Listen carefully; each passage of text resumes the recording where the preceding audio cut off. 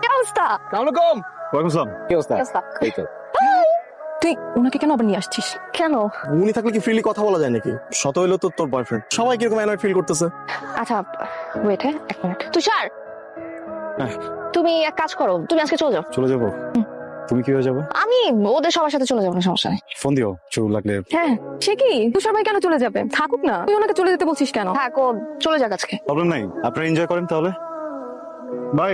তোর বয়ফ্রেন্ডটা এমন কেন রে? কেমন জানো আনস্মার্ট। কিরকম ফর্মাল ফর্মাল ভাব ধরে থাকে, মানে দেখলে মনে হয় যেন সরকারি স্কুলের ম্যাথ টিচার। আমার কাছে মনে হয় কি বুড়ো বুড়ো লাগে আমার কাছে। তোমাকে একটা কথা বলবো। বলো। আচ্ছা তুমি এত আনস্মার্ট খ্যাত কেন বলো তো? আনস্মার্ট বুঝলাম না। হ্যাঁ আনস্মার্ট, সব সময় তুমি জামা কাপড় ইন করে কেন পড়তে হবে? জনকে দেখতে পারো না কিভাবে সুন্দর করে জামা কাপড় পরে, ওর স্টাইল ফলো করতে পারো না? তোমার কথাবার্তাও কেমন জানো একটু। রাখি।